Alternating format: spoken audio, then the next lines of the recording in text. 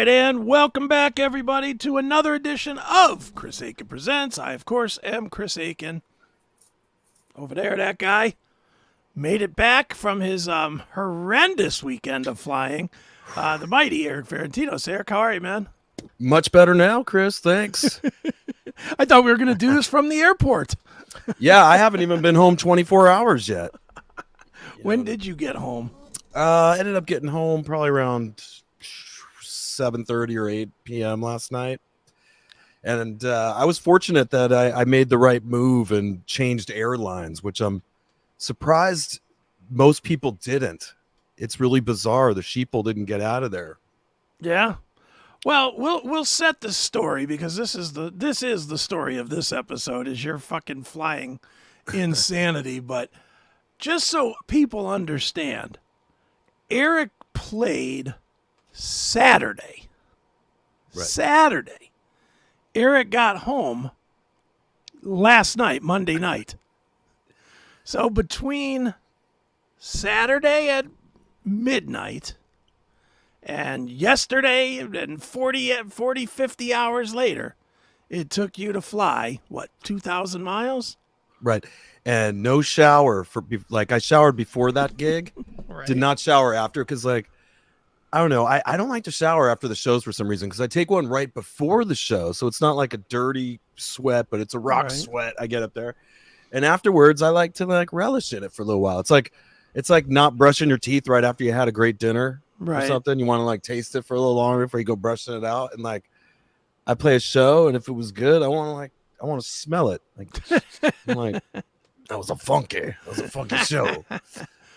So I wake up. What I do is, usually we're up late from the show, and it's usually an early wake up call. Ours happened to be 6:30 a.m. lobby call because we had vehicles that we had to return to the airport. I had a pretty sweet expedition. I was driving half the guys around it. Right. And my day started then. I didn't take a shower when I got up because it was really early, and just we got in the vehicles and headed out to Cleveland Airport. Returned the cars. That went fine. And that's when the delays began. Right. And we knew there was trouble. Some of the guys, their flights out of Cleveland had big problems. So they were, I think it was Bloss and Johnny had to get Southwest tickets. So I knew that was a possibility that they were able to switch the airlines or do something. Sure. And they got out. Now, I wasn't sure if I should do that because they said my flight was still going to go. And they advised me that you should go to Atlanta, which, oh man, that's like putting me right in the belly of the beast. Because if you were to discuss the airports that had the worst Delta problems, that was number one. Right. I'd say Atlanta Airport. The other was MCO in Florida, Orlando. Right. And let's see, there was another one, I think. I forgot what the third one was that was a mess. But definitely Atlanta was by far the worst. And this basically started up on Wednesday, right, Chris? Have you been following the story? Wednesday or Thursday. You know what's funny, and we'll get right back to your story in a minute. But I got a text from my guys at Pinball PA on either Wednesday or Thursday, and they were asking me a question about. We have one of those portable terminal things. The card swipe terminal things. Right. And they called me or they texted me and they were like, is this outage going to affect the terminal? Now, I ain't going to lie. I had no idea what they're talking about. I just assumed we had no internet or something like there's an internet outage. And of course I was like, oh no, it's set up, blah, blah, blah, blah, blah. I had no idea until you texted me later in the day and were like, I think was it you that asked me what is Crowdstrike, or I've never heard of it before. Crowdstrike. I'm all, this doesn't sound good. Yeah, and I was like, Crowdstrike. Why? It does affect. It's anti-virus software, basically, right? I mean, or it's encryptive. It's a piece of Windows. It's like there's certain pieces of Windows that make Windows work. Okay. Like win.exe is one file that makes Windows work. And there's other things called DLL files. And a lot of times when you get a blue screen of death, it'll say amp.dll has corrupted or stuff like that. And usually You just reboot your computer and it wipes it clean and puts a fresh version, and you go. Whatever. And I've heard of CrowdStrike before, but I've never seen it act like that. Mm-hmm. I mean, I've had a couple of blue screens here and there that said CrowdStrike was a problem, but then you just boot it and it's done. It's like, all right, whatever. Never like what you and the rest of the country had to experience. Yeah, That it was struck our nuts. crowds. That's That for was sure. nutty, man. Well, it's affected banks, affected air travel. Delta, though, it's weird how I apparently Southwest Airlines is so old, like their systems, that the joke was on everybody else because they don't use that latest CrowdStrike stuff. Right. So their operations were basically normal everywhere. They're like, hey, cool, come on. In over. fact, they were so normal, they were like adding flights just to like help out the stranded Delta people. And they started increasing those, thank God, as the days went on. Now, when I heard about this, we're out playing 3 shows. We're on the ground. We have rental vehicles, so we're driving. But I noticed on Reddit, seeing the story, and right away I was like, oh, this doesn't look good. Right. Sent it to Chris, asking him some technical questions of what he thought was going on. I was wondering if the narrative was correct about this, that it was this company that sent the piece, or is there more to this story? But he said that was believable. Then I was on Reddit from then on, and there was IT people chiming in on there. They mentioned that at the airports, Delta uses a point-to-point system on there, where if you have to do anything, a guy actually has to go to that thing you get your ticket out of or whatever, little robot thing. Right. They got to go to that thing and actually touch it and get to that end to like reboot it. But it looked like they were moving. Like I go, okay. And this was only on on Thursday or something. So right. I figured, well, we're not flying until Sunday, so we should be okay by then, right? Sure. You'd think. I mean, that's a lot of days to get it together. But then I'm seeing, now I'm on the Delta subreddit.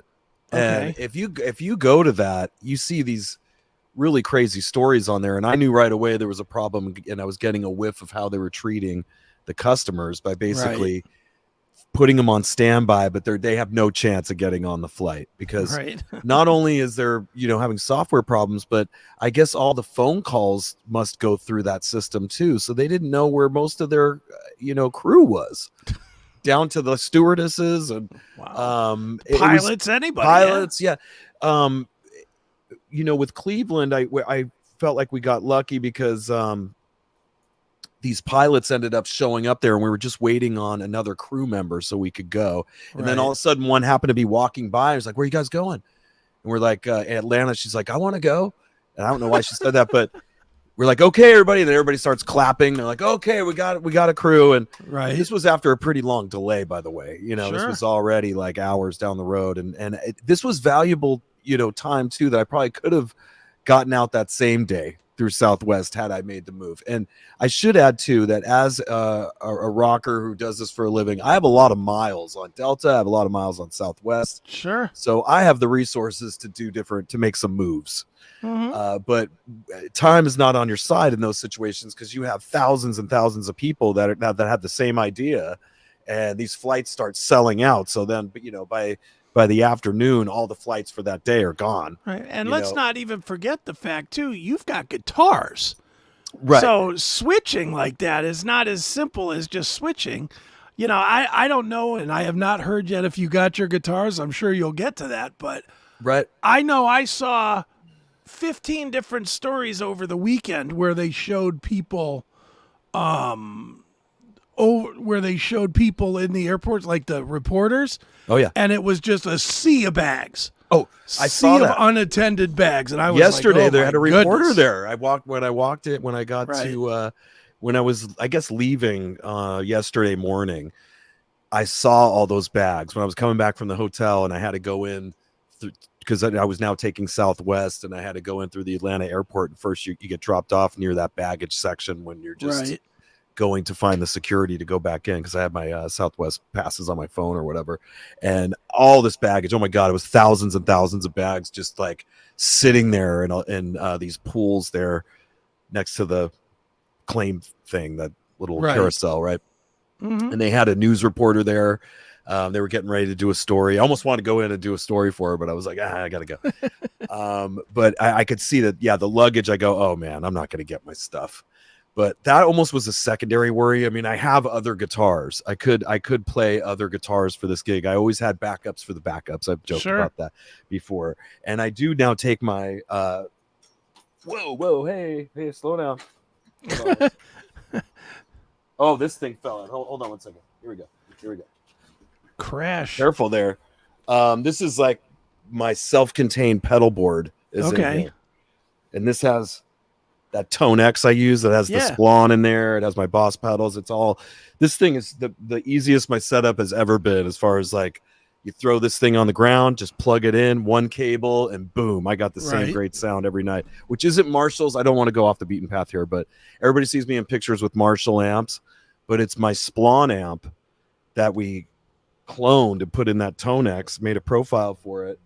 And that's what I'm actually playing out of. That Splon sound comes out of it. We just use those Marshalls to power it, but I digress. So I carry this thing with me, and I have a backpack, and then I check a suitcase, and I check my Anki case that has the 2 guitars in it. So I have my skis. My ski. No, I don't do skis anymore now, because it's like the summer and it just doesn't sound right. And I'm going to places that don't have mountains and things sometimes. So I had to change that. So now if they do ask, I just say clubs. They're clubs. Okay. And they're like, that ain't no clubs I've ever seen, you know. And I go, well, they're prototypes, ma'am. Yeah. And I don't know. I'm on the tournament. That's what I gotta say. Well, I'm on the tournament. Right. And I joked about this. I wear more sporty kind of clothes. I put like, track suits on and like hats and like a collared shirt, or something. I haven't got a polo yet. That was just too far, but I know that would seal the deal as being believable. So I wasn't really so much worried about that as just getting home. I mean, my car was at Wally Park racking up money. I'm going to get refunded for this at some point, but I'm also trying to like comprehend how many people are going to be putting in claims against them.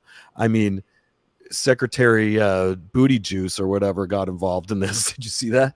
No, I did today. Yeah, he's gonna. No, there was word about that. He's the Secretary of Travel. Is that what he is? Yeah, he's the travel guy. Travel secretary. Yeah, so they're gonna come in and like do a full investigation into this. But basically, they were keeping people there for days. Like if they didn't decide to buy tickets on Southwest, they just were stuck there. They were literally spending days in the airport. Some of them would get hotels and have to come back every day and do a whole nother, 15, 16 hour airport day, try to get a hotel voucher. Some of the hotels were not taking vouchers anymore because it takes so long to get the money from Delta to pay for those rooms. So they were just leaving people high and dry. Even the hotels that did take reservations were overbooking them. So there's a lot of fees that have been incurred on Reddit. Some of the stories that I see, I'm just like, what? Some of these people are like $7,000-8,000 in with like, holy cow, whatever they're trying to do. Like for me, it really wasn't that bad. I mean, I just pulled up the Southwest app. They had added some flights at this point, and I just used I could have paid for it and got the money from Southwest, but I just used my miles. It was about 25,000 miles. Right. So I intend to go, hey, give me 25,000 Delta miles. I'm definitely going to ask for that to make up for the ones I had to use out of Southwest. That sounds fair, and that's not out of pocket for them as far as cash. Right. And then I want the money for this awful hotel room that I got, which we'll have to talk about. It's the Motel 6, which is the bottom rung, right, of the ladder. Only the Super 8 is lower. I don't know if they had a Super 8 over there, but they did have this Motel 6. And at the time that I know I'm skipping around, but that night when I was making my moves, I was looking up a hotel. A gentleman that got out of the customer service line said he had got a Holiday Inn Express, but I think by the time I was looking on hotels.com or whatever, that was gone. There was a couple like really expensive hotels that were over $300 or $400. The ones that were in the $130 range, like Holiday Inn Express, there was the Motel 6 was ended up being about $120 for a Motel 6. Yeah, for the airport one. Oh, that's horrible. But they had a shuttle, but the lines, the customer service lines, like when they cancel a flight, the only thing they tell people is go to one of these Delta help desks, which Right. they're very few and far between. And in fact, the guy told us, he goes, go to the Delta, help desk. It's C8. He said C8. It's not C8, sir. It was like C40 or 44 or something like that.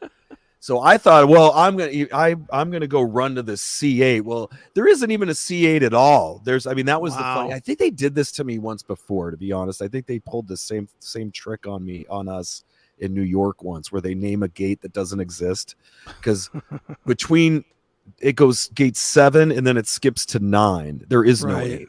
And you figure that out when you go, wait, did I miss it? And you're like, and this was after like really hauling ass, jumping on the subway thing, going down there, running the C8. So by the time I realized I got catfished, I was like, God damn it. And I just have to, now I'm going 40 gates. Or I asked a lady on the cart to give me a ride. She didn't have to take me far because the line went a quarter mile. Oh my God. Yeah. On my actually on my regular Facebook page, I did put video updates, like I made a video about what was going on, and then later I uploaded some stuff from earlier where they could see the customer service line to this help desk. It was ridiculous, and it moved so slow. They had about 3 agents that were working it. They had a guy there who was doing pretty good. He was kind of moving people along, but the other 2, it was what you usually get in Atlanta, like really slow moving women that were working there. Right. Spent about 3 hours in that line. And at this point, I had even, booked the Southwest ticket. I had got the hotel already as I was waiting in line, but I wanted to see what else they would give me while I was there. Sure. And I was worried about my guitars. I was going to go, I want to verbally know what you're doing with my shit. And they told me, I go, look, you canceled the flight. They go, we'll rebook you tomorrow on standby at 8 in the morning. And I go, there's no way they're doing it. Yeah, that ain't happening. And I later, hindsight, from what I've seen on Reddit, they'll like put 80 people on standby for a flight when there's only like 2 seats, right? 1 or 2 seats, and they have 80 people on standby, and then the flight, if it even goes, none of those. And then when those people don't get on, then you got to fight in the terminal. Yeah, I mean, I will give kudos to everybody I saw. Nobody lost it in an angry way. The heartbreaking thing was seeing people crying. That was a bummer. You see elderly people that are like just left there in a wheelchair. Nobody's like, I don't even know what those people are doing at the airport, to be honest, but they get like the staff to wheel them to where they got to go. And so they would just sit there sobbing like a 80-year-old person, 90-year-old person in a wheelchair, just sobbing. You see a lot of foreigners sobbing because they can't speak, they don't speak the language, and they're trying to understand what's happening. And none of these people have the money to go spend $700 or $800 on a ticket on another airline, right? And they're not a traveler like me that's got the miles. Like I said, that was really easy to just pick up my phone and go people boop, and I was like good to go for the next day. Right. So I trust this lady. She says, look, if we cancel this flight, you're probably not going to get your stuff. And if you think you're going to go down right now and go ask them to go get it for you, good luck. You'll be waiting 6 hours, 8 hours. She goes, don't do it. The best thing that you could do is let us put you on standby, and at least even if you don't go, your stuff will. Because she knew I got a Southwest ticket, so I'm like, okay, all right. Now I should add that my stuff didn't go out at 8 in the morning, like they said. You know what I mean? I went out at like 12 o'clock, 12:40 or something. But I'll skip to the end. Magically, somehow, when they did get it out, it came down right when I got on my Southwest flight. So I'm not joking. Like when I walked to the other terminal, my bag, you know how the thing's going around the carousel? Yeah. At the exact same time I'm walking past, my bag's right there, my suitcase. I'm like, no way. And I went right to the thing. It had just plopped off the oversized, my guitars. I'm like, what are the chances of that? Like that was a magical gift to me to walk there and actually go home with my stuff yesterday. So I'm going to take it easy on Delta as far as my demands. I'm going to ask for the $30 room. I'm going to ask for the $40 I incurred having to stay another day at the parking at Wally Park. I'm going to say, give me 25,000 miles and possibly either a flight credit for that, for whatever, how much that ticket was, $500. Yeah. For that leg of the trip that they didn't put me on. I didn't fly it. You flew my stuff, but you didn't fly me. I mean, and you're being very nice because you're not even taking into account the day that you lost. Oh yeah. Because you lost. I mean, I know it's not the way it is, but if you had a jobby job, you'd have been fucked. Right, You'd have or been a having to gig the call next up- day. Yeah, or a gig the next day. If you had a Sunday Right. gig or a Monday gig, you would have been totally hosed. Most of us know somebody that got caught up in this. Quiet Riot played with us on I think the last night we played, and they got stuck somewhere and hadn't been. They didn't sleep that whole night, and that sucks for a singer, for Jizzy. That's tough. I mean, he plowed through it and got them through the show, but you know that they were tired, and that must have really sucked, man. Yeah, I got asked today if you guys got where you were going by a guy that you play with on occasion, Ken Mary. Okay. You know Ken from Jack Russell's Great White? I know Jack Russell's band. Yes, He's I the think drummer. I know. Yeah, he's Okay, the drummer. cool. But yeah, he asked me if you were caught up in the mess, and I was like, Oh, yeah. yeah, you were. Right. Yeah, it was something else. You know, I'm trying to think of like better ways that could have handled it, because if they were honest with everybody and said, listen, everyone, if you really want to get out of here today, buy a Southwest ticket, that would be thousands of people potentially going all at the same time. It's almost like they were just trying to let the smart people figure it out little by little to kind of slow the roll. Right. Or spread it out somehow, like to not have everybody do the same thing at one time. That's how it kind of felt. But obviously, you know, but reading these stories, it amazed me how long people waited to do anything that did end up spending thousands on plane tickets finally after waiting 3 or 4 days. It's like, you could afford to do that. You didn't do it on day one. Yeah. You know, but it was believing what Delta said, like the standby thing. Standby is not a guaranteed ticket. Yeah, standby. I've flown standby once or twice, and you got to catch an empty airplane to get on standby, basically. And if you've got 10,000 people sitting there that had their flights canceled, you ain't getting on standby. You're just not. There will be no standby. Right. The first couple of days it was up there. It was about, I think they were canceling like 10,000 flights. I mean, which was basically all of them for the first day or two. Delta was really excited when they were able to announce that only 30% of their flights weren't going, which was probably more than that. But I mean, that's almost half, you know, if you want to get. I saw a news thing yesterday that said 5,300 Delta flights had been canceled. 5,300. It's still going on, which is like they're strategically trying to cancel certain flights so they can have their crews take care of these people at these other ones, I guess. But at the same time, it's like I've heard people go, well, they should stop selling new tickets, but that won't work because these people need new tickets. You know what I mean? To get going. I thought they should have brought in the Red Cross or something. Or military flights or something. Well, yeah, like possibly the military possibly could help, or at least bring supplies to help some of these people that like maybe might not have money to eat any food. I guess the ones that were hanging out for days managed to get a couple vouchers out of them, probably, that they were able to use. Now, even for me, like getting a food voucher at 11 o'clock at night, they're rolling those gates down at that point. Of course. I mean, on the Chick-fil-A, you know what I mean? They're like, exactly. You're going to get that pizza that's been on the burner at Sbarro since noon. No, it shuts down like 10 o'clock, 11 o'clock at night. Now, that is definitely something that those restaurants could have potentially done, is offered overtime or something and kept their restaurants open all night.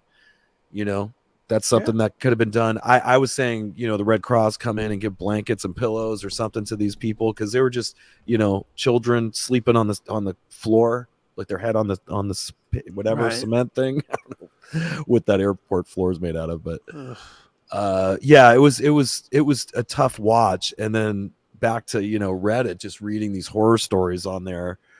I'm going, man, why do they keep believing? Like, it's weird that they believe after you've got your flight canceled 3 times in a row in one day, you went through 3 more days of that without going, I'm leaving. People were trying to get in their cars. It depended how far their flight was.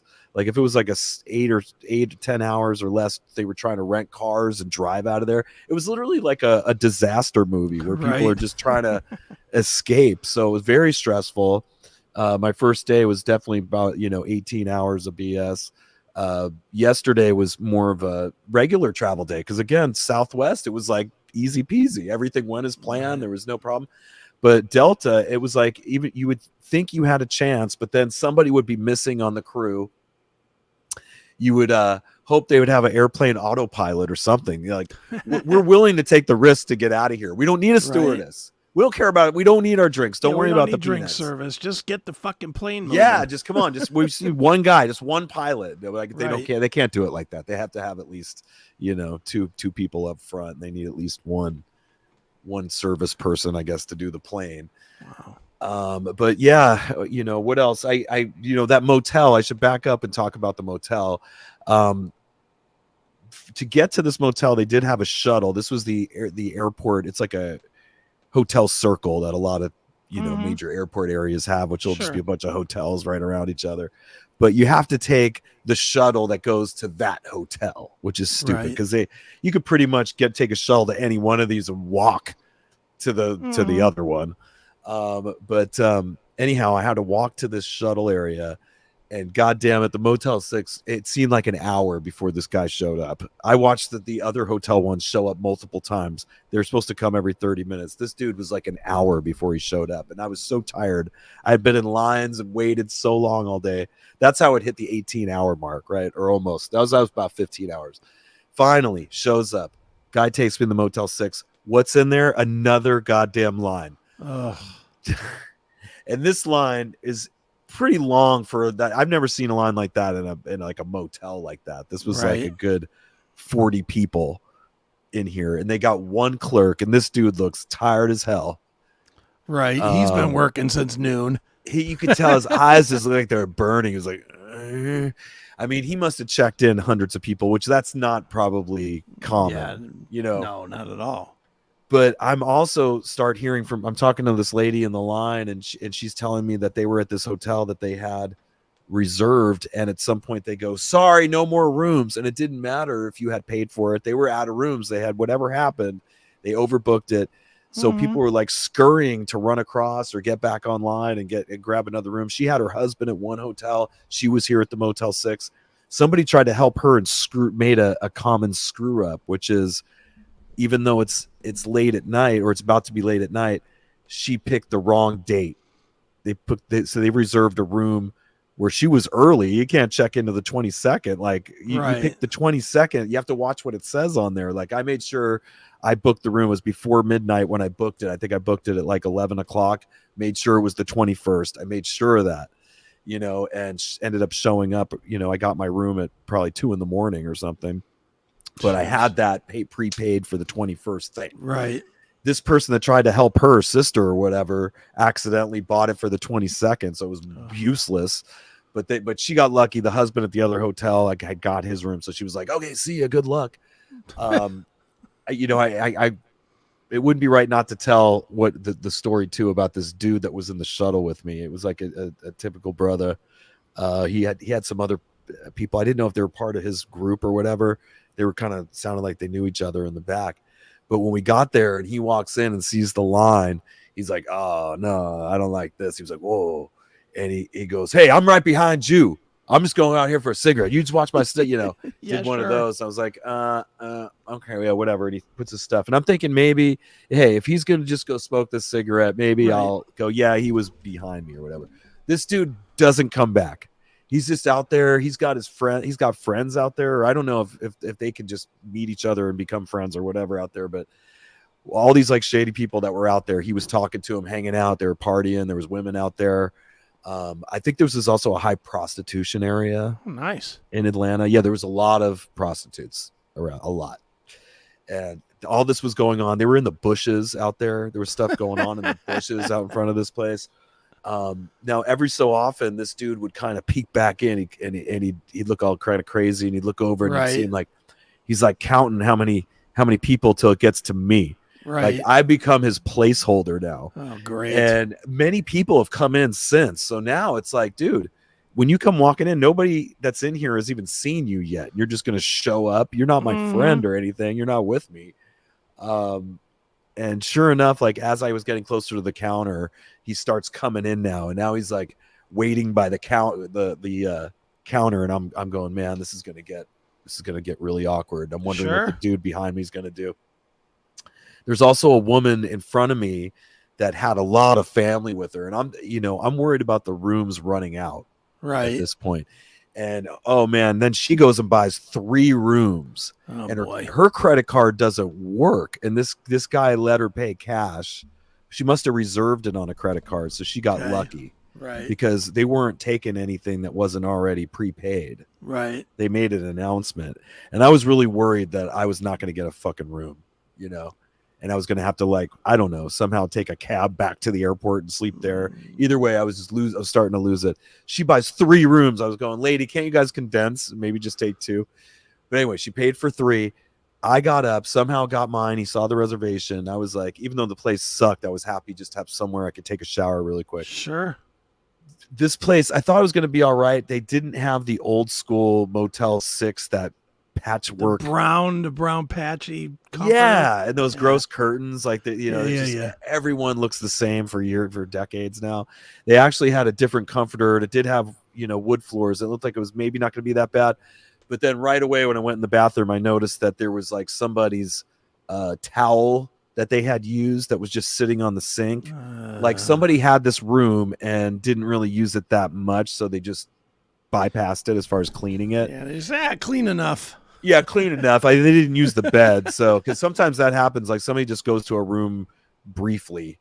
I've takes done a that. Shower and leaves or whatever. Maybe, yeah, I've done that where I just didn't want to be at the airport. And I took the room they gave and just went there for 3 hours or whatever. Maybe it was a situation like that. I don't know. But I went into the towel area and I went to pull a towel out, and there was this big just clump of like hair. It was so gross. It was gross, man. It was a huge clump of hair just sitting on this towel. It's like, and the floor itself, because they didn't have the air conditioning on or anything, so it was like really humid in there, and it was just like slimy. It felt slimy, and I don't know what was burning my feet. I was hoping it wasn't athlete's foot, but it was like maybe chemicals from mopping the floor, because it was like kind of humid in there. I felt like my feet were absorbing it or something, and it was like a burning sensation I was getting on the bottoms of my bare feet, which were gross. So I take a shower, I get into bed, and I was just like, whoa. I had to get up, I think at 9 a.m. or something. I think I got up a little earlier because I didn't know how long it was going to take, or if the shuttle guy was going to like lag. And they said they come on the hour or something. So I went down there at 9. I see the guy was still working, dude. He was just getting off work. Oh my God. I gotta commend that man. I gotta commend that man that stayed and got everybody, checked into the Motel 6. Yeah. So I end up taking my shuttle over there, and then it was just business as usual. Southwest, the flight was on time. The crew was there. I went home. It had a happy ending. My stuff came on Delta at that time. And here I am. I got my shit. You made it. I made it. I just got to put my complaint in and get some money and miles back for it. But man, I feel lucky compared to the people that were there for days. So when you get home, do you just flat out collapse? Pretty much. I mean, I was starving. I did eat a little bit, and then I took a shower and just laid in bed. Read a little bit online, and just passed the hell out. Got up this morning. I don't even remember what I did today. All right, now how do you psych yourself up to do this again this weekend? Well, fortunately, we were just doing that KLOS thing this Friday, I believe. Okay, so you don't have to fly. Yeah, that's just like driving up to LA area. Right. And it's an early thing too. I got to be at like a 2 p.m. sound check, and then I think the thing's at 5, and they have like a 200-person audience they gave tickets away for. Okay. The radio station. So it's just like a radio station concert, special event, private event almost, I guess. I don't know. But we only have to play like 6 songs. So it's what, like 30 minutes or something? 30 minutes? Yeah, it's a short thing. Matt Penfield is emceeing it. And that's pretty, easy money to roll up there, and I'll be probably home by 9 p.m. or something on Friday. So that's kind of cool. I mean, we do have obviously, more dates and stuff coming up, but I don't think it's this weekend, is it? I'm not mentally prepared. August 9th is the next one. Sturgis. Okay. We got to go out to Sturgis, man. That's going to be a big one. Yeah. This is the Iron Horse Saloon, which is, I think that's the Jesse James one. Okay. I believe. That, So finally, because all the times I've played Sturgis, it sucked. If really? you're not playing his, it sucks. Don't bother, because it's just another campsite where there's not a lot of people there. Everybody's over at that other thing. Really? It I always thought has. Bike Week was a big deal there. No? It's just, I mean, not. It hadn't been for us or whatever happened with our bookings. It seemed like we're always at a campsite that doesn't have hardly anybody there, and there's always like huge bands playing over at the guy from what's the chainsaw band? Jackal guy. Yeah, his one's the one that everybody's over at. Okay. So I was unaware. Yeah, it's in the hotel's like a half an hour away. Okay. So that's another hassle. Yeah, it's not super great going out to that as you would think. I mean, not to be a Debbie Downer. It's a gig. Yeah, it's a gig. I'll take it. Right. I don't even know if I have my airline ticket. God, I hope it's Southwest we're going on. Hey, Like, how long do you Delta. think this is going to take? Like Delta, man. Not to. I mean, I know we're changing gears, but just like, why is this they taking might have so? to. They may have to switch their whole system. I mean, that might be what's taken so long, is that it's such a security hole that's been exposed Right. that they've got to recondition everything to Linux or something. Yeah, I mean, I have to admit, I was surprised at how many banks and airlines and everything were on Windows systems. Yeah. That I mean, every time you hear about something getting hacked, it's Windows. Yeah, like I've always known that. I've always been a Mac guy, I guess, because of do music production, video stuff. But okay, if Macs are impervious to this, why wouldn't you be using Macs? And Unix or Linux is even more impervious because they built Mac off of Linux. So I mean, Linux is like the all-time never hacked because there's not enough of it to even make viruses for it. So I mean, I'm not saying that there are none, but I mean, I've never heard of a Linux hack ever. And most corporations are built on something like that, on Linux, on Unix. If it's real old, like you're saying, be something like COBOL or something old. But the fact that they're just running Windows 10 or 11 or whatever, what the fuck are they doing? They're billion-dollar corporations. Right. It's crazy. Yeah, it is crazy. Yeah, I mean, as of today, I mean, there's still like 600 flights being canceled as of today. I mean, they're still at that, can't get better than 30% of them being canceled from what I can tell, and we're a week into it now. Yeah. I mean, that's like unprecedented. Yeah. So I don't know what airline we're doing, but God damn it. I mean, we're Delta people, we're mostly go Delta. I mean, I'm thankful that Southwest got me home, but I'm not a big fan, Are you thinking that your band wise will change airlines now and not go Delta? Well, we use them both. We use Delta and Southwest just on whatever's cheaper, and we have status on both. I'm at least an A-lister on Southwest. Some of the guys from Vegas are a little higher because they travel on their own too and amass some miles. What was I gonna say about that? I don't know. As far as you don't think that you guys will change, you think you'll just wait it out? No, we'll wait it out. Yeah, we're not gonna. We're gonna still continue to use both. Shit, I have like 250,000 miles on Delta. Okay. So yeah, it doesn't make any sense to switch. Oh, at this is point. what I was gonna say. I know where I was gonna go with this. Like, the amenities of Delta make it easier as a traveler. Like the TVs on the screen, which I don't really use the TVs anymore, but just having Wi-Fi for free and being able to plug my phone in under the seat and like get power for it. Like, it's weird that Southwest doesn't at least let you plug your phone in on the plane. I mean, they do have free movies and TV on your phone if you go on to their Southwest on their crappy Wi-Fi that doesn't work. Barely ever works. But if you want to use the Wi-Fi, you got to pay like $12 or something, and if when you're on, you got a layover, you're gonna have to do that twice.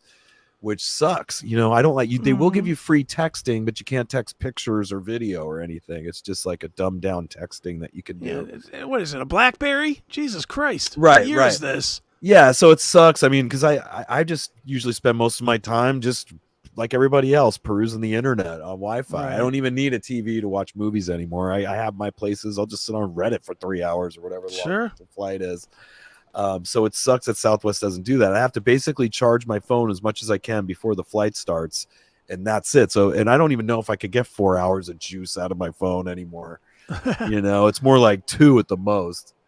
And Jesus. most of in the gate area, most of the charging things by the seats don't work for Southwest, and they never do. It's like they're all broken and they do nothing to fix it.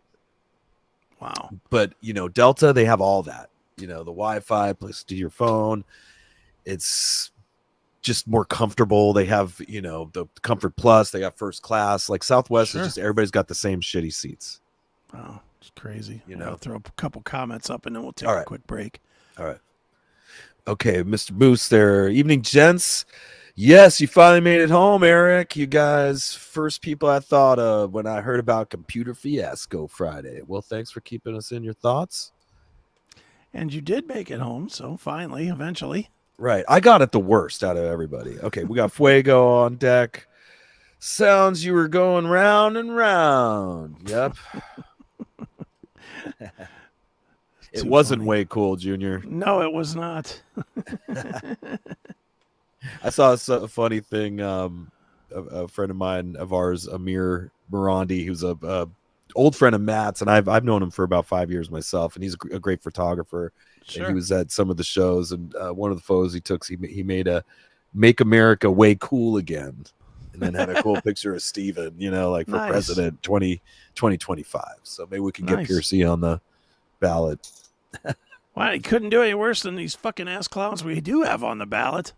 It's a crazy week, right? With just Biden dropping out.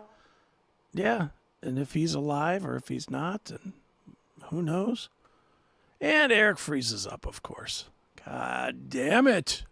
Am I back? Oh, your sound is, your video's not. I think this is as good a time as any to take a break. Commercial. I'll bug out and come back.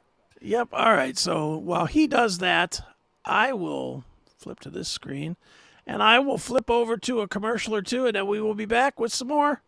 It is Chris Akin Presents. Hey, it's Chris Akin from Chris Akin Presents, the Classic Metal Show, and the Seth Williams Show.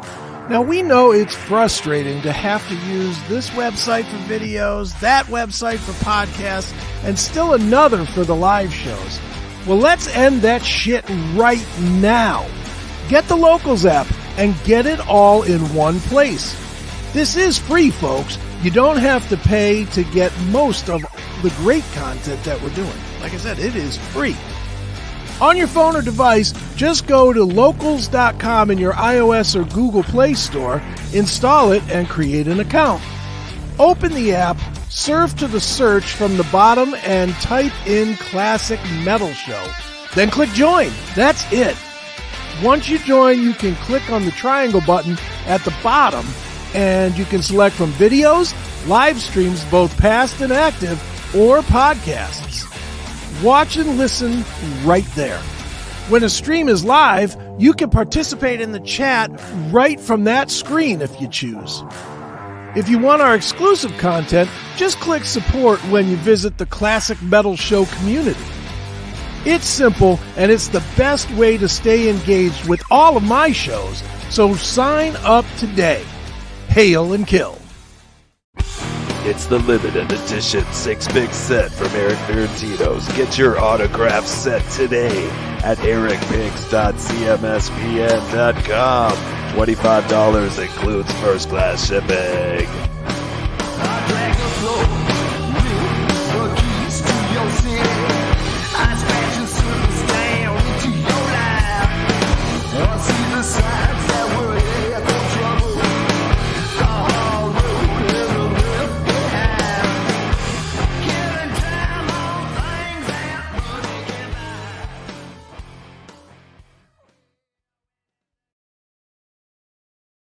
And we are back. It is Erik and Chris. It is Chris Akin Presents. And dude, what you mentioned it, man. What a crazy week this week, huh? I mean, Right. Good Lord. Well, the crash took most of the news up, and then and of course I was focused on that. But then all of a sudden I'm like, am I reading this right? Biden drops out of the race. Yeah. And it was by just a audio or a text or something. It wasn't like it wasn't a big speech or anything. I know we go into conspiracies all the time, and both of us are get told that we're fucking lunatics and whatever. But idiots, I think idiots comes idiots, up a lot. lunatics, whatever. I don't give a fuck. These guys. If you want to have shallow thought and believe everything you see on the news, have at it. Have at it. Be led to slaughter. It's fine. Did you see? And you may not have because you were traveling. Did you see the press conference that Kamala Harris had with Biden saying, giving the endorsement? And I thought for sure they would tell her to not do the hyena laugh, or really tone it down. And she couldn't help it. She really just. She's awful. With her weird ears. But could that have been any more fake? Yeah, it was, she definitely, that would be a scary thought, her running the country. Just, I just want to stop and talk about how much we love Joe. We love Joe and Jill so much. Like this is an Oprah Winfrey show or something. You know what I mean? You should be like more presidential and just be like, reassuring the public and things. This was just like a weird, The View kind of, something. And then they had that completely AI faked phone call. Which Right. I don't even think it was AI. I think it was like a soundboard. It was, dude, I didn't even realize it, but there's one part in this thing, and again, people want to say I'm crazy, go ahead. But apparently if I'm crazy, Steven Crowder's crazy as well, because I saw this today and I was like, holy shit. So there's one part where Kamala says, "We love you, Joe," and then the voice Joe and goes, Jill. And the voice goes, "I love you too, kids." Kid, whatever. Yeah. So I'm watching Steven Crowder a little bit today. He plays the video from 6 months ago of Biden with a bunch of kids saying the exact same thing. Oh, I got my eye on you, kid. Yeah, it's literally just it's not even AI. I mean, they don't. Well, AI can do what you're saying, though. I mean, we know that. I mean, they can do the voice of anybody. I mean, right now, record labels are selling away the rights to their artist's voice. That's how good it's gotten. It has, but they're so lazy in the White House that they just made a quick soundboard. They just took some sound bites and pieced together a little bit. Like we can make her together. Script just a quick little 30-second, interaction between her and him that they could use that. I guess. I mean, you would think that they would have the budget to be able to do the other thing that's, we've known about forever. You would think. And that, and again, I've been following. I hate that I got myself completely out of news for a while, and fucking Seth dragged me all the way back in. Now I'm watching it all the time. I watched all 5 or 6 hours of that Secret Service hearing yesterday, and I was all in on that. I was being well, I don't know what you call what I was being with Chris, but you would say the name of that secretary or whatever, the Cheadle or Cheeto. Cheadle, yeah. And I always keep thinking of that actor Don Cheadle. Don Cheadle. Hotel Rwanda guy. I would send like little gifs of John Cheadle when you'd post a story about it. Well, dude, it was fascinating. It was the rare time that both sides, I think both sides would have hit her in the face with bats if they could have. I mean, they were out for blood, and good on them for doing that, I guess. If you believe that it's not all just theater anyway, which I don't. I mean, clearly she's the fall guy to wall it off. That's what it is. She quit today, so now it's walled off. She went in, she took her beating, she looked bad. Today she quits. Right, quit. 3 months from now, we'll see that she signed a book deal Right. with Simon and Schuster for Oh, yeah. $22 million to tell her side of the story. It takes the heat off the Secret Service just to have the one person, then the public feels as though they're appeased enough. They're like, oh, well, she lost her job. Well, there you go. Now we can move on with our lives. Yeah, now we don't have to really dig into the FBI and see if it's them. And now we don't have to really see if there was deep state involvement and who it would be. I sent you something. She said they don't have any audio recordings of any of the CB stuff. Well, why would activity? they? Why would they? For a sitting or a former president, why would they have the audio recordings? I haven't watched any of the news like you have to maybe watched how they edited up the whole Trump shooting to like, look more like push you over to the side that it really did go down. Because when I was watching the first clips of it, it did not look whatever. But then later they kind of were able to edit small pieces that made it look a little more believable. But unfortunately, this was another thing I noticed while I was gone, that there's no doctor report. There's no after visit report that everybody gets. I don't care who you are. When you go, even for a cold at the doctor, you get a visit report. Nowadays, it's on an app. And you could show what they said about it. And in a situation like this, where you're saying a bullet hit your ear or nicked your ear or whatever, they would have to say what they said, what's with the patient, what's going on, what they did to treat it. And he has not released any of that. No. Well, and a week later, now suddenly they have video from that side with the bullet ripping through his ear. There's video of that. It took a week to get it, but now where you see video. A bullet, you can actually see a bullet ripping through his ear. You see his ear, and then you see a hole in his ear. A hole. So this guy has a hole in his ear. Yeah. He's walking around with a hole in his ear. Well, they might have stitched it. I don't know. Yeah. Because all we've seen is that big dumb Band-Aid.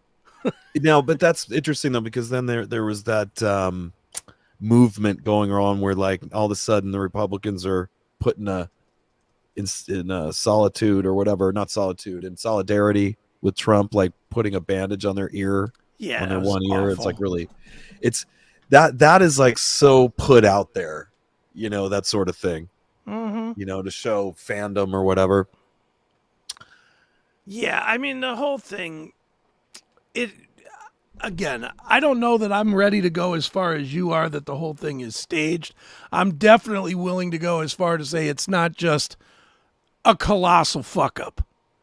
It's way bigger than that. It's a screw up that when I did that kind of work could never have happened, and I was 14 million rungs lower than that. Right. And it could never have happened. I mean, no chance it could have happened like that. For a president, I'm certainly not buying that. And I'm certainly not buying some of these, well, look at this. Now we can see a bullet whizzing by in the blue behind him where we don't see people. But there were people behind him and, whatever. And I'm not buying into the whole thing that the deep state wouldn't kill a civilian. That's another thing I've heard is, well, if it's fake, they wouldn't have killed somebody. Right. Why would they not have killed somebody? This is what governments do. I still don't know what to think of that. And the guy, I told you his name's kind of got the free Masonic, the CC. And I sent you something today that somebody pulled up where he made some really bad comment while he was alive still. Where did do I have that nearby? I hope what I sent. It was a screenshot of one of his tweets in regards to Israel. Palestine. Yeah, like here it is. Israel. It says the news story that was Sky News from October 27th of last year. It says over 1 million people have fled their homeland in Gaza, with many following Israeli warning, evacuate to the south. And then Corey Kapatori says they'll get over it. The Japanese did. Ooh. Which I don't know. That didn't seem very sensitive. Yeah, I mean, it's an ugly, ugly quote. Now it has 33 million views too. 33. That's another Masonic. 33 million views on that video. On that. Okay, so 33 million. That's the highest rank of the Masons, and then this guy's got the CC. I don't know, man. Don't know what to think. But when I was watching some other video they showed, it shows this black dude that was in the bleachers behind where Trump was, and there's a little bit of blood there, and you see him, and he's acting like he's annoyed by it. He's like, God damn it. He's like scooching over. Ugh. And he's like, yeah, can you believe this shit? And he's like, like reading his body language, right? Watching this video, and then he's like, yeah. And then he just sits there, and it's like, it just didn't seem like that would be happening. Like, that the people would be still sitting on and then I look, and he's got looks like a piece of brain particle on his kneecap, like placed on his kneecap, Must have which been was some interesting. Ear. Well, I mean, it might have been this guy, this Corey the Copper, guy. Yeah, it may be. I mean, but or not. I mean, when they do these crisis acting and stuff like that, that's a big part of it. They make it as realistic as possible. Okay, like they want to train people how to do things, and that's why they have crisis actors, and they'll make like compound fractures and stuff sticking out of arms. You know what I mean? To like have somebody go over and an EMTs that's training so that they can dress the wound. I mean, you're familiar with this, right? Yeah. They put out ads on like Craigslist for this stuff, right? For crisis actors, yeah. For crisis actors, and they do it for events, and sometimes they get busted because the public is onto that shit now. So when people locally in the job section see this, they get on Reddit and go, look, man, take a look at this ad. And then the chatter builds up, and they got to go, oh, maybe we shouldn't do this. Right. Or what have you. But I wouldn't put it past them. I know I have to be careful what I say, that they would have it all inhibited with their crisis actors or whoever their, people are, and just try to make this look as legit. But if you're now saying that you're leaning more towards that this went down, it was just a gross. Well, I'm not saying that at all. I'm definitely not saying that at all. Right. What I'm saying is I don't know. Right. I know, all I do know is that it is more than a bunch of people just not doing their job. Right. I'm not buying that this chick didn't lead her detail correctly, and that it's really just DEI. No, forget that. There's no way. There's no possible way in the time that I did it. There's no way somebody could have got up on top of a building. It just couldn't have happened. Right. A ladder sitting there waiting for them. And all these excuses that I'm hearing about, well, it was in the perimeter, it was out of the perimeter, whatever. If somebody's on a rooftop and they're not in our perimeter, but we see them, and there's people yelling, he's got a gun. Somebody's getting on that rooftop. They're not going to say, well, wait a minute, it's not part of the perimeter. Not going out there. Yeah. They're going to go see what the hell they can do. It just does not add up. It seems like most of the people that were, whether it was the police, the FBI, the Secret Service, were all in like lockstep of putting on this event, whatever it is. But maybe the people weren't aware that there was some legitimate Trump fans that were there, that they allowed to be there, that didn't know what was happening, maybe to make it look more real, because it's hard to get good actors for this. Well, so they maybe needed some real people mixed in with it. I don't know how many. We talked about this, like who's in the bleachers behind him. I suspect that they know everybody.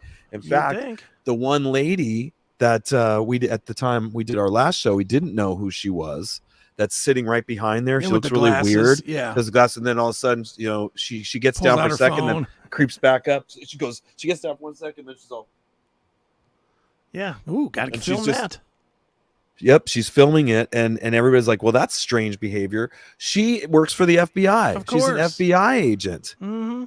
So that would explain why she looked like she knew what was happening and didn't look scared. Most people would want to get your instinct when something like this is happening as a human being would not get out. That's what you'd be thinking. No one ran, which was beyond very weird. Suspect, man. There's bullets going down. You want to get in your car and get the F out of there. Yeah, no one ran. That's weird.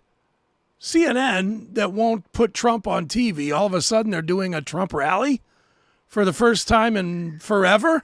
Right. They never cover his rallies. You got to watch them on like fucking Newsmax or Rumble or something. Yeah. Or, even this news story network I noticed was like so downgraded. like this, and if this was real, I just feel like it would be on. That's all you would be seeing. We interrupt this broadcast. You know, they would just take over Netflix to show you, you know, or whatever. I don't know, but dude, they damn near take over Netflix every year on November 22nd to rebroadcast 65 years later of JFK. But this story, yep, well, gone. Trump's a big JFK fan, and he always promised everybody he was going to show what was going, the secret files or whatever, which he never did. Yeah. And this thing has a real feel like that. It like has now a the JFK water feel. tower is like the grassy knoll. Like, oh, they're the news now. All the witnesses, you know, they saw this guy up there, and everybody's speculating, but they believe that it happened. Most of them, most of the Trump people think that this happened. If you ask any of the Democrats, a lot of them think it didn't. A lot of them think it's staged. Yeah, which I is mean, interesting.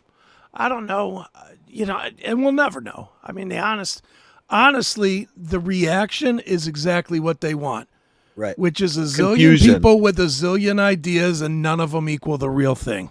Right. Nobody's That's exactly right. what they want, Nobody's 100% right on their theory. which means nobody can be punished for it. Right. And if you say that guy didn't die and he did, you look Yeah. like you're an idiot who doesn't know what they're talking about. But And if you say it was staged, it's you're anti-patriot.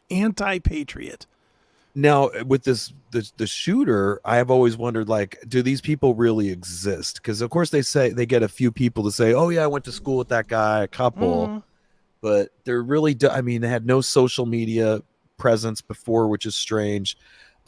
They could make a fake image now. I mean, that's where we're at. Yeah, You know, deep with fakes. AI, deep fake, they could make a person that doesn't exist. I've seen a lot of these. It's like a really believable looking, unique person, and they are fake. It's just a computer put together this face, and they could do that with a suspect. A lot of pictures are coming out now that are saying that this picture we saw of a kid is an old picture. Like now they're a tranny or something. They're Yeah, like, I've seen that too. That here he is cross-dressing and cross-dressing and just being a total weirdo. yeah, You saw that? I saw it too. Yeah, with the neck thing on, like the Yeah, like it's like Charlie Brown sweater Yeah, design, yeah, but it yeah. was on his neck. some girly neck thing. Is like, okay, they're going out of their way to her this guy. Somebody You know. on the, you know, and there's a lot of disinformation on Reddit too. I don't, especially in the conspiracy stuff. I mean, if there's anything I believe on Reddit, it's like on the Delta subreddit. I was Right. believing a lot of the stuff I was seeing from people, but on the conspiracy one, oh man, you got a lot of bots in there. You got, you know, the CIA in there, probably you know, the feds, everybody trying to put weird stuff out there. Companies doing damage control in a lot of cases, you know, where they're like, no, that's a great company. I love them. Right. You know, you're getting into an argument with a person that doesn't even exist. Yeah, exactly. You're arguing for an hour and a half, then you figure out it's a bot. You know, it's, I hate that. That's just going to get better and better. Mm-hmm. They're very believable now. Yeah, they're getting there, but I guess we'll never know for sure, man. That's So they're for saying sure. that it was a basically enough of a nick that it's not, his ear is still there, but if there was a hole in it, they took care of it. It's all they stitched it up right now. Up. Yeah. Don't worry about it. Yeah, And they it's got fine. that Hey, he's bandage trouble. on. Yeah. That bandage to give him the air of toughness that he handled that injury. Do you You think know, that this and would change people's views that are like that hate Trump, or they would hate him a little less and then feel like maybe their team did do something bad? Like, would it maybe? Yeah, you think that I they don't hate think him that. more? You know what I think it does? Keeps them home. So that they're not doing 30, 40, 50,000 people at the rallies. Now 'cause people are there's a afraid of being danger? shot. Yeah, now people And are they- afraid of getting shot. Funny you mentioned that, because they made it seem like Jack Black had to cancel his tour because he's, you know, the insurance. I heard that come up, like, oh, the insurance for his performances now would Wasn't the be insurance. skyrocketing, and you know, He just there said could be something too. violence. He said what he was thinking too quick. yeah. That's real. He literally is the victim of the too soon joke. That's really The what too it soon is. joke. That's really what it is. He told the joke too soon. If he'd have waited a month and told the same thing on stage, nobody would have said shit. Nobody would have said shit. see people making those jokes or making Yeah, saying some and stuff. you see as many people trying to get them canceled from their jobs or their businesses or whatever. But a Right. month from now, every comedian we know will be telling jokes about Trump getting the top of his Right. ear pierced and Yeah, I fucking- remember Eddie Murphy doing a you know. bit on Reagan back in the 80s. Yeah. I mean, it'll happen. It was Buckwheat, just- remember? Buckwheat's been shot. Buckwheat, and it was like it was basically doing his version of the Reagan thing, Yeah. right? Remember? I do. We Yeah, should watch it's- that. You should pull up Buckwheat's been shot Let me see. for people that might See if not I can't remember. find it. Just to put some levity in here. And I'm not trying to get people upset at me that are big fans No. of his. But you know what's funny? I won't name the band member, but one of the band members this week said something that I was like, yes, it kind of mirrored something that I said, which is, you know, we should never be like 100% into any of these individuals. Like the only thing we should care about is the Constitution of the United States. That's the only thing that matters. Like we shouldn't be that invested into an individual or take an oath to an individual. You know what I'm saying? Like we just have to, you know, protect our Constitution at all costs. At all costs. And anybody who's coming in to dismantle it or do anything or is trying to, you know, get us to change it, amend it in any way is your enemy. Yeah. 100%. This is not out here. Oh, they don't have it anymore. Maybe Eddie Murphy Buckwheat got it gets taken down. This might be it. Try this one. I'm freewheeling here. This might be wrong, but Is that like see. free? Back when Saturday Night Live was awesome. back when it was worth watching. Definitely I haven't was watched worth Saturday Night Live though, and it might be good. I don't even know. I cannot say that I've watched it in 30 years. There's been a couple times it was hosted by somebody good, and there was a couple funny things in there, but it's bad. It's been bad a long time. It's I have pretty not been unwatchable. following along. Dude, that's kind of the motive of TV right now, just in general. TV is bad right now. Yeah, I don't watch TV. It's getting to be. First of all, they keep raising the prices of this shit. Right. Have you started cutting stuff yet or not yet? Susan has cut stuff and then brought it back because there was Okay. something that she wanted to watch. But you know, she does most of that. She's kind of Right. pays the bills. around You here. just kind of, hey, it's on. I'll watch it. I just You're reap like the that. benefits. Right. Antique Roadshow. No, I know whatever I've that been cutting left and right. Dude, more and more, I have been watching Tubi, which is free. Right. Mm-hmm. It's free. The commercials are never longer than like a minute at the most. Most of the time, it's like 30 seconds. Yeah. And I figured out something this week that I really think I hadn't thought of in a while. When we all switched to streaming, we thought it was to get away from the commercials. And there is some truth to that. Sure. But the real truth is, at least for me, and I'm curious if you're this way too, what I was looking for was to get away from the censored. Was to get away from censored TV and soft TV. Yeah, edited, and they changed the words. Yeah. Instead of mother effer, it'd be like melon farmer. Yeah, or they just would, like regular TV shows, they just wouldn't say them. You know, you watch a cop show and they'd be like, "How dare you say that to me, you gosh darn bully!" You know, it's like, Right. "Gosh darn bully? Who the hell says that?" Right. But I've been watching a good amount of Tubi, and I'm gonna share just one show, and it's just indicative of why I'm okay with going back to commercials now. Talk Tubi. Yeah, Talk Tubi. Yeah, Joshua Tubi. You know that guy.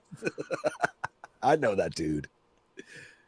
I watched this movie, which I don't even usually watch movies very often, but I watched this movie. It's called Spread. Have you heard of this movie, Spread? No. Do you have a trailer? I'm looking to see if there is a trailer. Sometimes That's they show the full movie. trailers for it on stuff. Netflix Yeah, I don't- does, but Let's see if there's a trailer. No, there's no trailer. I'll look on YouTube and see if I can find YouTube's it. got one. Got to do a trailer. Yeah. Well, here's the deal with this. It did have commercials in it, not invasive really. It like had 5 or 6 commercial breaks during the hour and a half. None of them were longer than a minute. Not Okay. one time. But the movie was unedited. There's lots of cursing. The movie's about a chick that wants to become a writer or something. And she can't get a gig, so she ends up working at like the last remaining porn magazine in the country.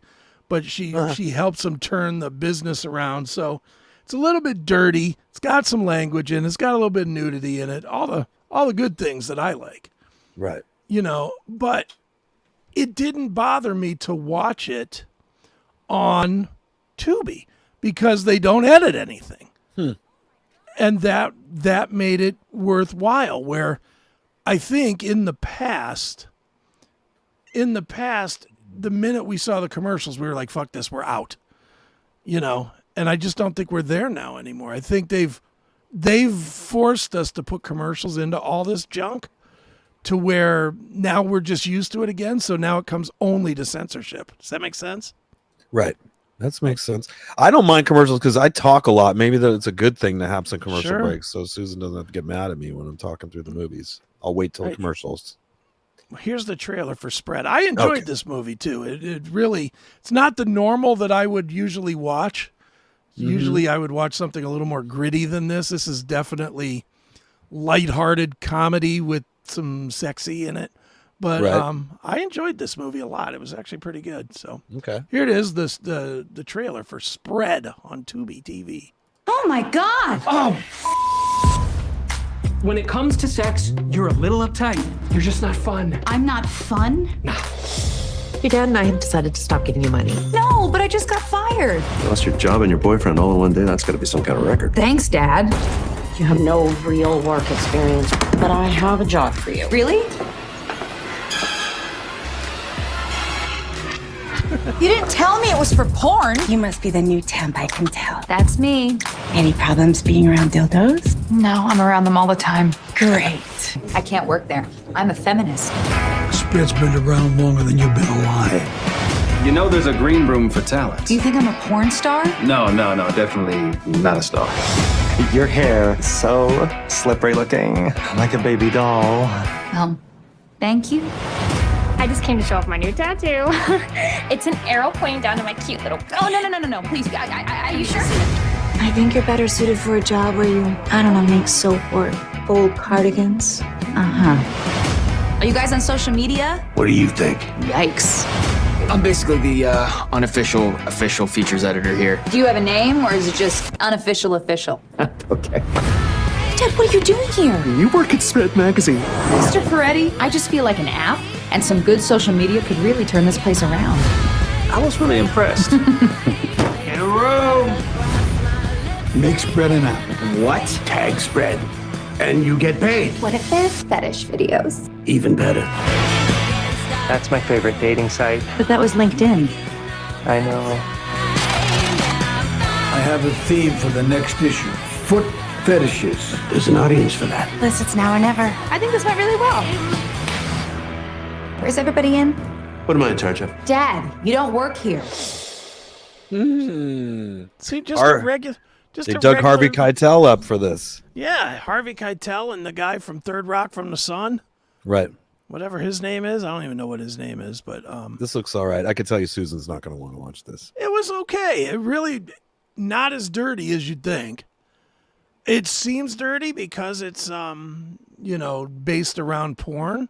Right. But it's really kind of almost chick flicky in a way. Well, that's interesting. Yeah, she likes that. If we're going to watch a movie, the ones that she seems to like the most are the rom-coms that have kind of a, I guess, handsome guy in it. Yeah. I don't know. 50 First Dates or... It's never an edgy looking guy either. It's just a bland dude. Soft fruit. Yeah, right. Yeah. But she's like, I don't know. And then whatever, some kind of romance, sparks up in the rom-com. She's all in. And I just put up with it. Like, if it makes her happy, fine. And I'll just that's get fine. on my phone. Well, dude, I can't watch that. I mean, in a million years, I would not think I would watch this movie. And truth be told, the only reason I watched this is because I think Elizabeth Gillies is smoking fucking hot. And I honestly wanted to see if she was naked in it. And spoiler alert, she is not. So it lost on that level, but it was a fun, goofy movie. And my point to this is, you've got Tubi now. I don't know if you saw this or not, but Netflix last week just up and shut down their cheapest plan with ads. Heard about it. What does that mean? Just with ads. So yeah, you're going to get ads now. Well, they had an ad plan. They had 2 ad plans and a no ad plan. Okay. So it was like $6.99, $9.99, and I think no ads is like $16.99. I think that's what. I think Susan must pay the $16.99. Yeah. I don't see any ads. Well, she's about to pay more because they're ending the $6.99 one because they were getting a bunch of people that are signing up for it.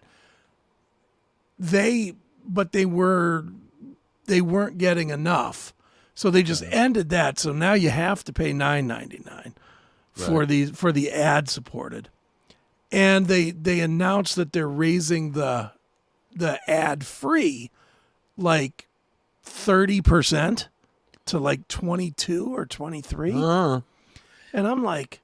So is your opinion they're really trying to get the ads back in? They want the ads in because then they make money from the ads, right? As well as from you paying. Mm-hmm. So, I mean, Netflix has 100 million subscribers times $6 would be, $600 million a month. Right. But if they can get that much money and ad revenue, now it's, a bill 2, bill 3. Yeah. It's a lot of money. And being that we're old enough that we grew up watching TV in the 70s before there was even HBO or any of that stuff. You're used to just seeing commercials and movies back then, and it was kind of a luxury to all of a sudden get Cinemax and HBO when they came out. And when I was in New Jersey as a little kid, anybody on the East Coast might remember this. In the late 70s, they had a Winnetka Home Theater. It was WHT, and that was the first cable company I remember my parents having, and that was interesting.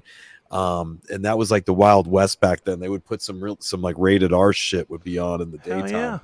And that's when I'd be seeing like Cheech and Chong movies and stuff.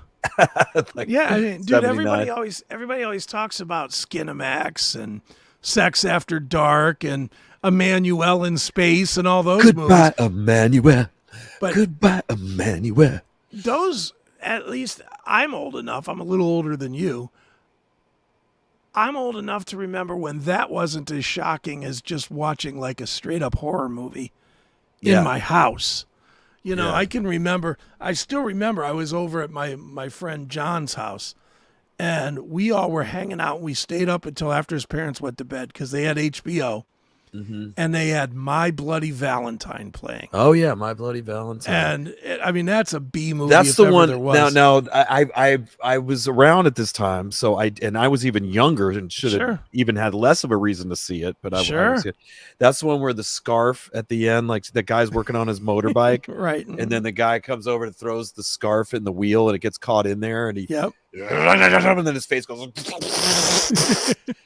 That fucked me up when I was a kid. It was brutal, but I just remember it was brutal at the time.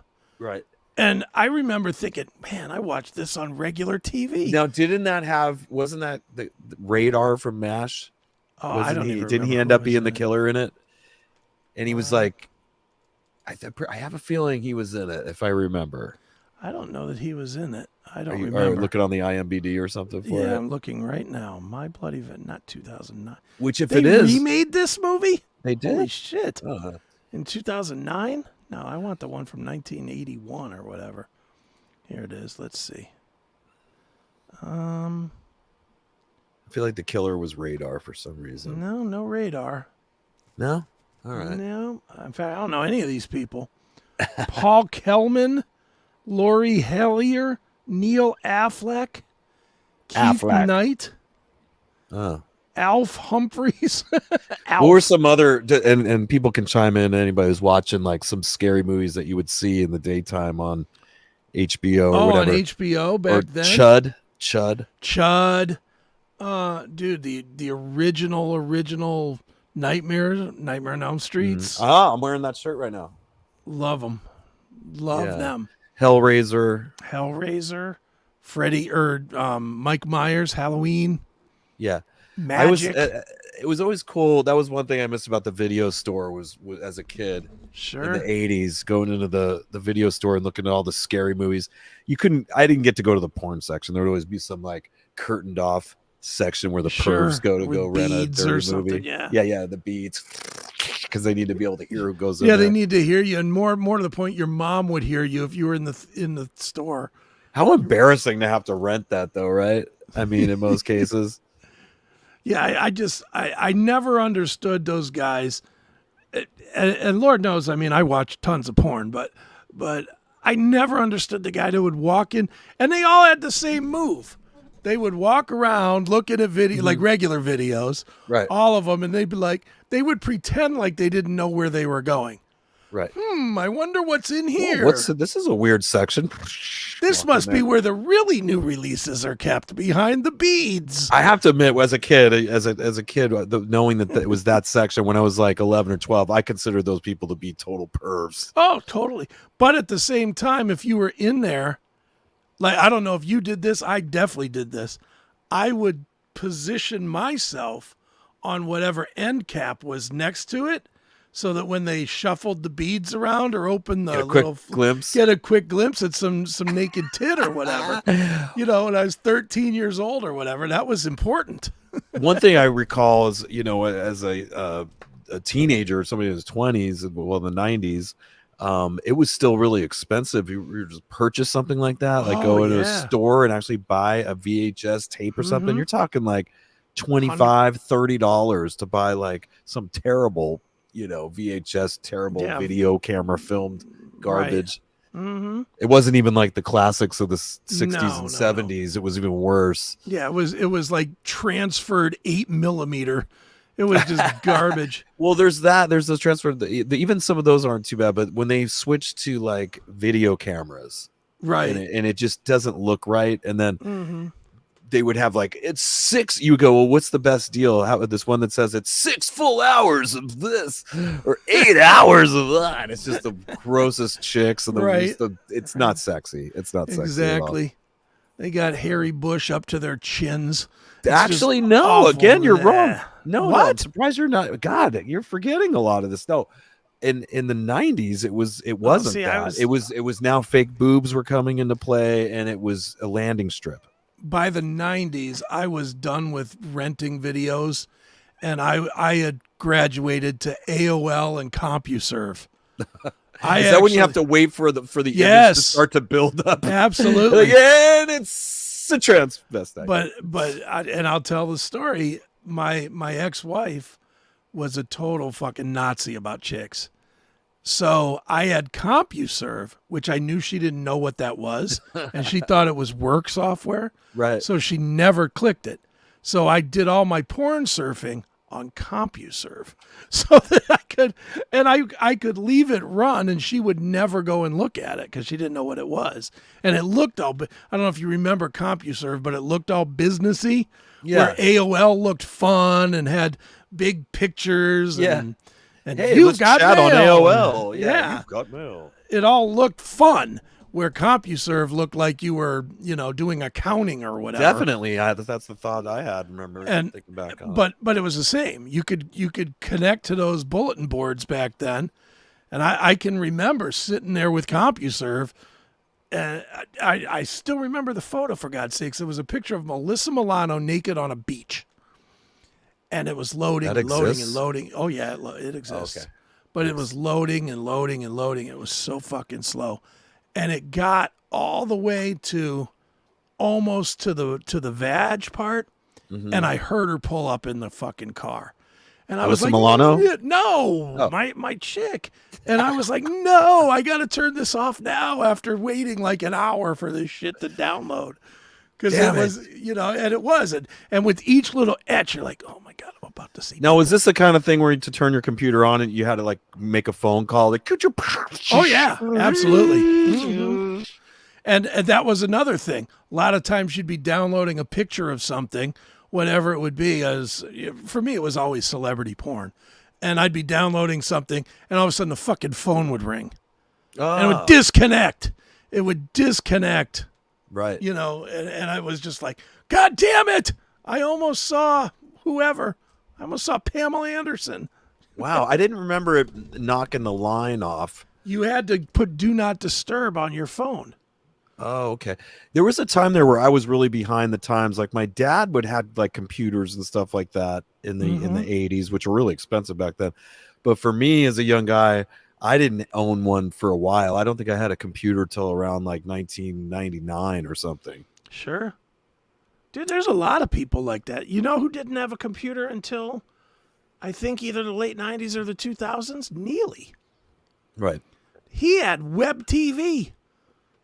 I remember when we were first doing when we were first putting the show together to take it online, right? From commercial or from WSTB, and he was like, "How am I going to work this with my web TV?" I was like, "Web TV." Right, that's where you're in your TV set and you can actually access the internet through it or something. Yeah, it was like a messaging Atari. Yeah, it was a very dumbed down version of the internet, correct? Yeah, it was awful. As were the first like cell phones that could go on the internet. Seemed like that too. It was you weren't. It was like a different internet. Mm-hmm. It was a T-Mobile internet. I don't know. Well, it was the internet with no graphics. No graphics, exactly. That's what it was. It was the internet, and as a web guy, I used to remember building web pages. Back in those days, you had to build one web page with graphics and then another web page without graphics. For and the you had to platforms. Yeah, and you had to identify it. There's a little header thing in the top that says like version 1.0 or 2.0 or whatever. You had to code that, and then your phone, when it loads the page, it would automatically see what version. And if it was a 1.0, it would skip to the 2.0, which was the web version. It was the no graphic version. Right. Yeah, I remember building websites. Dude, I remember that. I remember when I first had to learn how to make these responsive things where if you look at it on your computer, it's like this, but when you flip it to your phone, it changes the menu and it's real small and it all fits. It didn't always used to do that. You used to have to build each page for one for the website and one for the mobile. You probably remember this in the old days. In the old days, at the top of a website, there used to be a flip switch, little toggle. Yeah, you could go between either one, between right? Mobile I remember I was going to mention that. Yeah. Yeah, you could do that. Well, that meant that some dickhead like me was designing it for both sides. It was a pain in the ass. Oh, I hated it. And then people would call you all the time. The page isn't loading right on my phone. I've got a BlackBerry 1.2. And it's like, well, we're on version 8 or whatever. Of course, it doesn't load. I had trouble affording computers. Like the first ones I had, I would buy a refurbed Mac or something, like an older refurbed Mac for like my price point was about $300. Right, sure. It's like, what can I get for $300? And that's what I would end up getting. And actually, they worked okay. I think I did that a couple times, and then they came out with the Mac Mini, and that was a game changer for me. Where I could actually afford a new Mac. Yeah, they're great. I'm using one today. I've probably this is like maybe the third one I've got. And usually they're like, $500 to $800 or something. And you got a great computer and you just plug in whatever peripherals. Yeah, you just plug in a monitor and you plug in a mouse and you're good. So let's go. No, dude, the computers have come a long way. What's funny is I used to think they've come a long way fast, but it really ain't fast anymore when you think about it. It's been like 30 years. And it's not going too crazy anymore. I mean, obviously some technologies are mind-boggling, but as far as what we're given to work with hasn't really improved that much. The phones still seem to improve a lot. The phones, and like I thought that the big wave was going to be tablets. Yeah, I really thought tablets were going to take over and wipe out computers completely, and tablets seem to have come and gone. People don't want them. I do see them though. The tablets, people use them for work. I do see people on the plane with them. I see sound technicians use them a lot sometimes, which is kind of cool. Yeah, but I mean, they're not as prevalent as they were even like 3 years ago. Right. Right before COVID, damn near everybody had an iPad. Or remember, there was 400 knockoffs of the iPad. There was the Google Pad, and there was They're all good for kinds of kids. them. Yeah. Like I notice most families seem to have an iPad, and they do good marketing for it. Like on the Verizon, they can include that. You get a tablet. Hey, get 4 phones for your family. We'll throw in a tablet. They're like, give it for free almost with it. Right? Yeah, they do. But most people now have really gotten just comfortable with their phone. Yeah. They're like, yeah, I'll just watch a movie on my phone. I'll watch TV on my phone, and people are good with that. I guess. I'm not personally. Yeah, Southwest makes you do that. Like if you're on Southwest, you got to go on their thing and watch it on your phone. I'm like, nah, fuck that.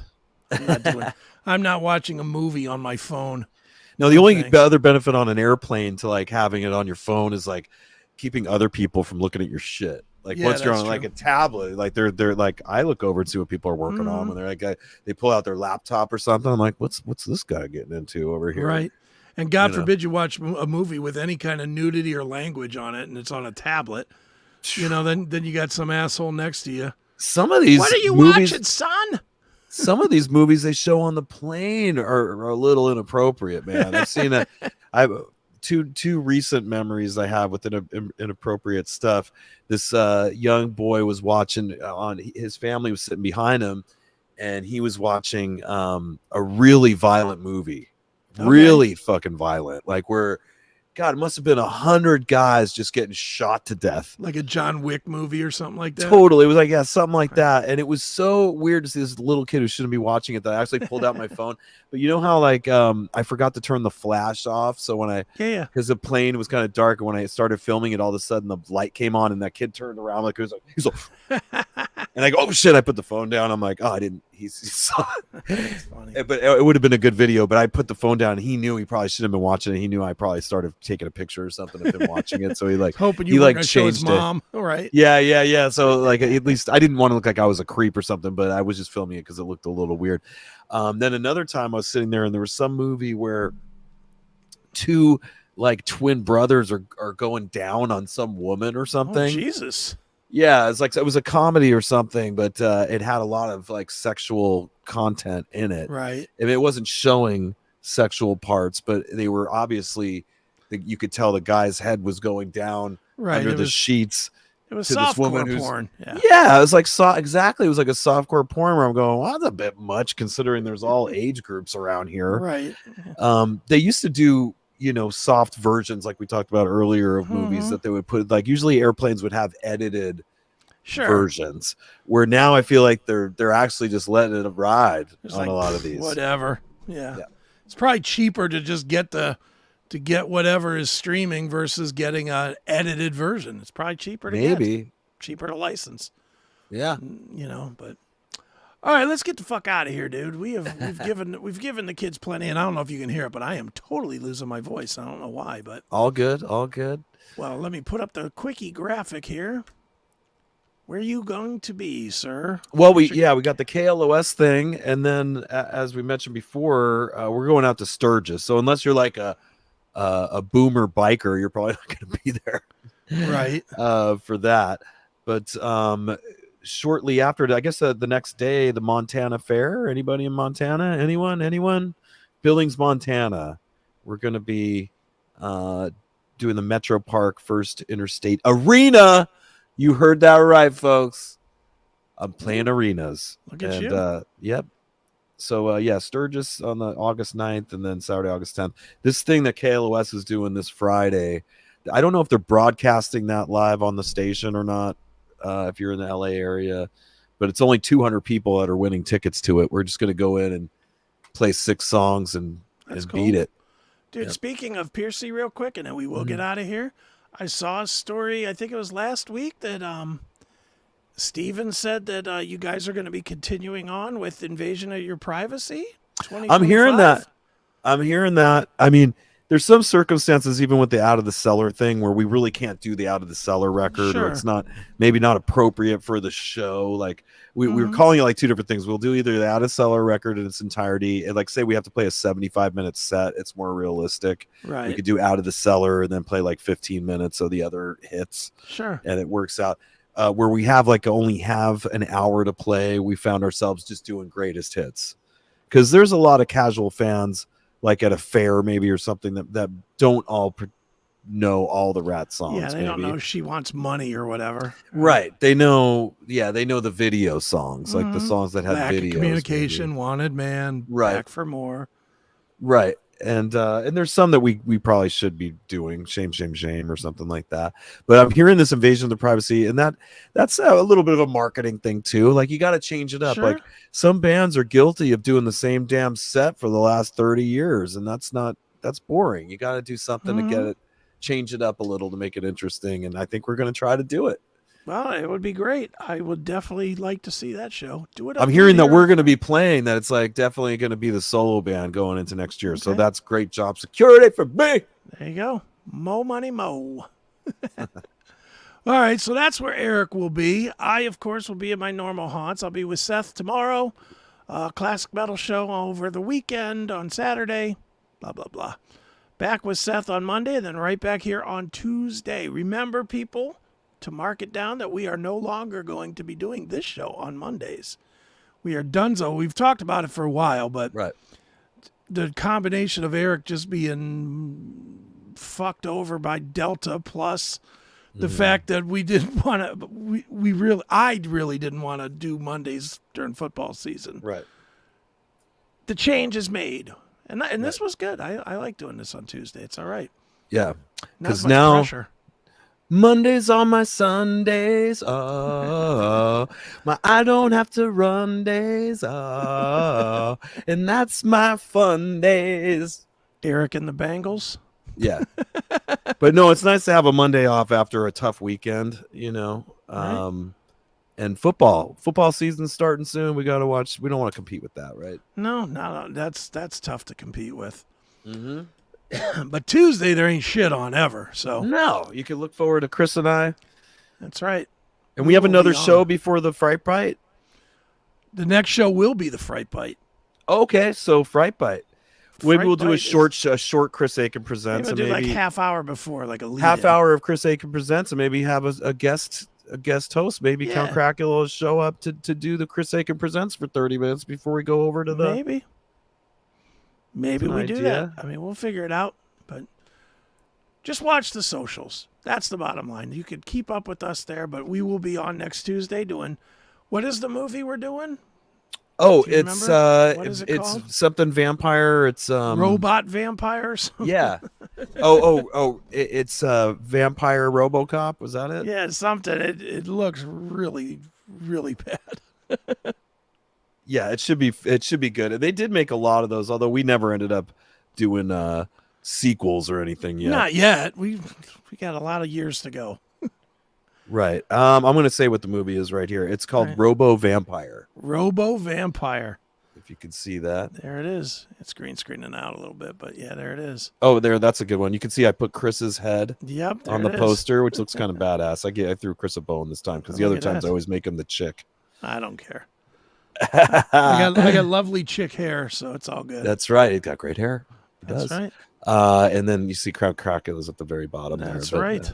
He'll be hosting that. So be ready for that next week. And yeah, that is going to do it for us for this week.